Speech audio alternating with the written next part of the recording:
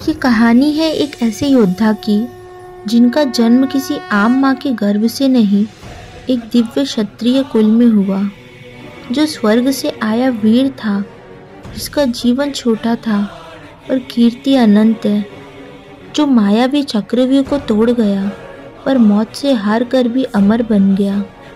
ये कहानी है वीर अभिमन्यु की। मैं हूँ अर्चना और आप दे रहे भक्ति वाणी।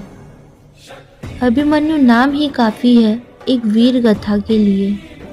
भगवान कृष्ण के भतीजे, अर्जुन के पुत्र और सुभद्रा के लाल। कहते हैं जब सुभद्रा गर्भवती थी तब अर्जुन ने उन्हें चक्रव्यूह तोड़ने की विधि बताई थी और उसी समय गर्भ में अभिमन्यु भी सुन रहे थे। लेकिन जैसे ही अर्जुन ने चक्रव्यूह से बाहर आने की विधि बताई, सुभद्रा सो गई। अभिमन्यु के ज्ञान का यही अंतिम मोड़ था। वो चक्रव्यूह तो तोड़ सकते थे, लेकिन उससे बाहर निकलना नहीं जानते थे। कुरुक्षेत्र का मैदान था। 13वें दिन कौरवों ने चक्रव्यूह बनाया, एक ऐसा युद्ध योजना जो किसी भी सेना को चक्रव्यूह में फंसाकर खत्म कर सकती थी। उस दिन अर्जुन को दूसरी दिशा में घुमाकर दूर रख दिया गया। तभी अभिमन्यु ने कहा, पितामह, मुझे चक्रव्यूह तोड़ना सिखाया है, मैं जाऊंगा।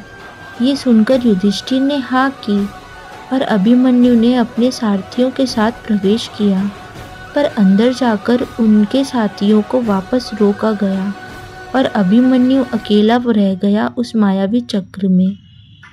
अभिमन्यु ने अकेला भीड़ से लड़ते हुए द्रोणाचार्य, कृपाचार्य, दुर्योधन, कर्ण, अश्वत्थामा सबको हिला दिया।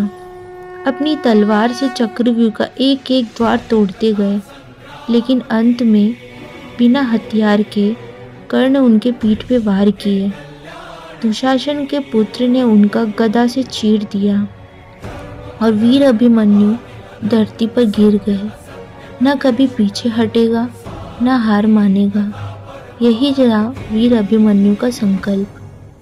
अभिमन्यु का बलिदान व्यर्थ नहीं गया। उनकी मृत्यु ने अर्जुन के हृदय में आग जला दी, जिसका परिणाम था महाभारत का अंतिम विध्वंस। आज भी जब किसी माँ के बेटा वीरता के लिए प्रेरित होता है, जब किसी योद्धा के छोटे कदम बड़े बनकर प्रलय मचा देते हैं, तो कहते हैं ये अभिमन्यु का अवतार है। अभिमन्यु मरकर भी अमर हो गया, जिसने युद्ध में जान दी लेकिन अपना धर्म निभाकर भारत की मिट्टी में अपनी वीरता का अमर कथा लिख गया। अगर ये कथा आपके हृदय तक पहुंची हो तो इस कहानी को शेयर ज़रूर करें। ऐसे ही और भक्ति भरपूर कथाएं सुनते रहिए भक्ति वाणी बाय अर्चना के साथ। मिलते हैं अगले अध्याय में एक नई प्रेम, एक नई भक्ति और एक नई वीर गाथा के साथ। जय श्री कृष्णा।